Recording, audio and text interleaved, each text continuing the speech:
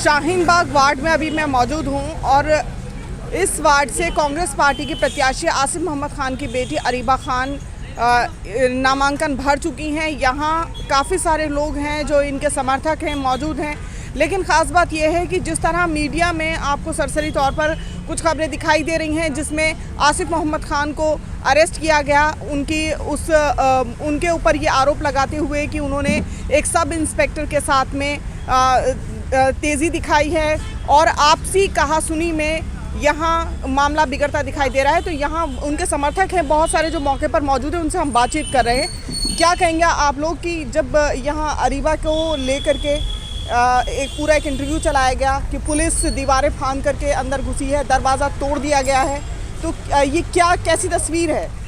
देखिए, मैं ये बताना चाहूँगा, यह ओखला विहार में जो हमारा ये जामिया नगर है, ये सब पढ़े लिखे लोग रहते हैं जामिया यूनिवर्सिटी को में, ठीक है।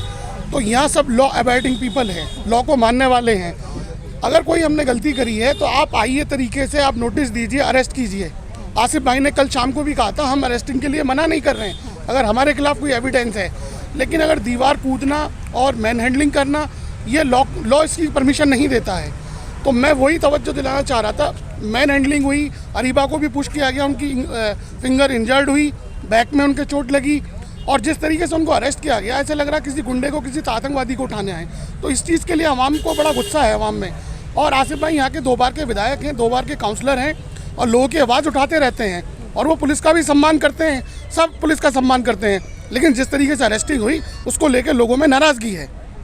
आप क्या कहेंगे? आप मौके पर मौजूद थे? जी हाँ, देखिए पहली बात यह है कि ये नौबत आई क्यों, ठीक है ना। नौबत ही नहीं आती, आसिफ भाई धक्का ही नहीं देते अगर ये नौबत ना आती। क्या ज़रूरत है किसी धार्मिक स्थल में जा कर के पैसे दे के अपना अपील करवाना कि हमें वोट दें? गलत है कि नहीं?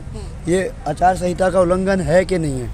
तो अगर आम पार्टी वाले वहाँ जाके अपना प्रचार नहीं करवाते धार्मिक स्थल पर, तो आसिफ भाई को वहाँ जाने की नौबत ही नहीं थी। आसिफ भाई वहाँ जा कर के ये बातें ही नहीं करते ना। देखिए, सवाल यहाँ ये पैदा हो रहा है कि जुमे की नमाज के वक्त जब दूसरी पार्टी यहाँ पर सत्तारूढ़ पार्टी, उसका कैंडिडेट नमाज के दौरान या नमाज के बाद में वहाँ पर पैसों का लेन देन करता है और जो मौलवी साहब हैं उनसे ये ऐलान करवाता है कि आम आदमी पार्टी को वोट दिया जाए, तो ऐसे में कांग्रेस पार्टी जो 2 बार के विजयी उम्मीदवार रहे हैं आसिफ मोहम्मद खान, अपनी बेटी के लिए वहाँ अनाउंसमेंट करते हैं तो पुलिस की तरफ से उनसे दस्तावेज मांगे जाते हैं, ये कहते हुए कि क्या चुनाव आयोग की तरफ से उनको मंजूरी दी गई है कि वो प्रचार करें, क्योंकि प्रचारकों की एक लिस्ट जारी होती है, उसमें उनका नाम है या नहीं इसकी पुष्टि की जा रही थी जिस दौरान आपसी झड़प यहाँ पर हुई है।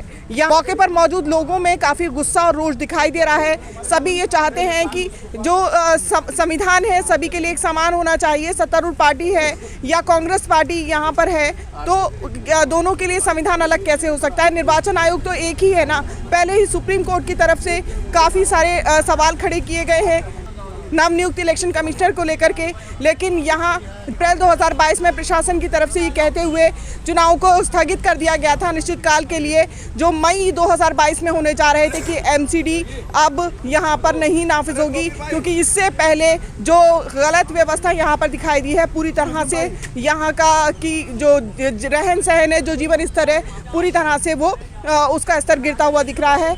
और यहाँ जब अरीबा खान का नॉमिनेशन हुआ है उसके बाद से ही लगातार इस तरह के हमले जारी हैं, कभी वर्बली हैं, कभी घर में घुस करके मैन हैंडलिंग को लेकर के। यहाँ मौजूद और लोगों के साथ में बातचीत करें। एक बार आप लोग एक कदम आगे आ जाएं। क्या वक्त था जब पुलिस एंटर हुई? ये 2:45 का वक्त था, 2:45 रात का वक्त था। रात के अंधेरे में इनको उठाने का काम किया और यहाँ पूरी बैरिकेडिंग थी। 2 बस भर के पुलिस आई, कोई इंटीमेशन नहीं था और इनको उठाकर बिल्कुल अजीब तरीके से इनको उठा के ले जाया गया। तो इस पर अब आप लोगों की तरफ से क्या कदम उठाया जाएगा? हम लॉ एंड ऑर्डर से, मतलब जैसे कानूनी कार्रवाई होती है वैसे कार्रवाई करेंगे। हम चोरों की तरह घर में नहीं घुसेंगे। नहीं, तो एक पुलिस अधिकारी जो सब इंस्पेक्टर है उसके साथ में मार पिटाई की नौबत आना, वहाँ पर सभी के बीच में पब्लिकली ये सारा माजरा जो है वो सभी ने देखा है। तो इस पर फिर आपके साथ में कौन कौन है? कौन मल्लिकार्जुन खड़गे आपके साथ में आ रहे हैं? पार्टी हमारे साथ है। हमारे यहाँ 2 बार के राज्यसभा सांसद, 4 बार के विधायक परवेज हाशमी जी सुबह आए, 3 बार के काउंसलर शोएब दानिश जी आए और पार्टी के कई वरिष्ठ नेता आए, क्योंकि ये जो पुलिस का मामला है ये कहीं ना कहीं जो हमारे यहाँ के मौजूदा काउंसलर हैं उनको बचाने की कवायद हुई कि उनके खिलाफ आप ये बात ना करें, तो ये रोकने का अधिकार किसी का नहीं है। आप उनके खिलाफ कोई नोटिस है, कोई चीज़ है, तो आप उसको पहले बताएंगे। आप उनको हाथ पकड़कर स्टेज से हटाने की कोशिश करी गई, उसी को लेकर बहस हुई, जो एक अभी इंक्वायरी का विषय है। वो चीज़ें इंक्वायरी के बाद निकल के आएंगी और मैटर कोर्ट में है, तो ज़्यादा इस पर बोलना ठीक नहीं है। बिल्कुल, जिस तरह से ये पूरा मामला आगे बढ़ता दिखाई दे रहा है, कोर्ट तक बात जा पहुंची है और इससे पहले के जो विधायक हैं, कांग्रेस पार्टी इससे विजयी रहे हैं, वो सभी लोग एकजुट होकर के इस मामले को उठा रहे हैं कि सत्ता पक्ष जो लोकतंत्र में सभी के मत से चुन करके आया है, तो इससे पहले के जो विधायक हैं उनके ऊपर या उनके समर्थन के साथ में कि कांग्रेस पार्टी एकजुट होकर के यहाँ की जनता को, यहाँ की आवाम को जो परेशानियाँ होती रही हैं उसमें डिफेंड करती रही है। तो आखिर इस तरह की जाति कैसे चलेगी? यहाँ शाहीन बाग में जब अरीबा खान का नॉमिनेशन के बाद में एक के बाद एक लगातार अफलातूनी हमले यहाँ पर सामने दिखाई दे रहे हैं, जो कूड़े का ढेर पिछले 5 साल में साफ नहीं हुआ, जो गुणवत्ता निचले स्तर का जीवन यहाँ की जनता गुजार रही है, उसको लेकर के, यहाँ की सड़क व्यवस्था को लेकर के, या इसके अलावा और भी बहुत सारे ऐसे विषय हैं जिस पर खुल करके बातचीत करने की आवश्यकता है। लेकिन फिलहाल सारे ही मुद्दों को एक तरफ रखते हुए जब चुनाव का ये आखिरी अशरा है, इसमें 4 या 5 दिन पहले इस तरह का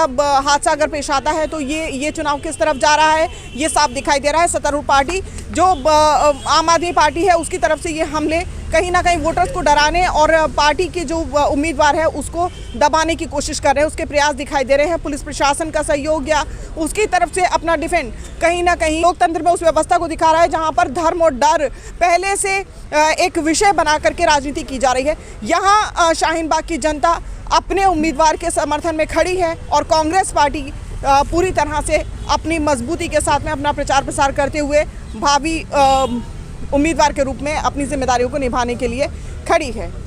फिलहाल लहर हिंदी के लिए मैं अस्मा शाहीन बाग से, धन्यवाद।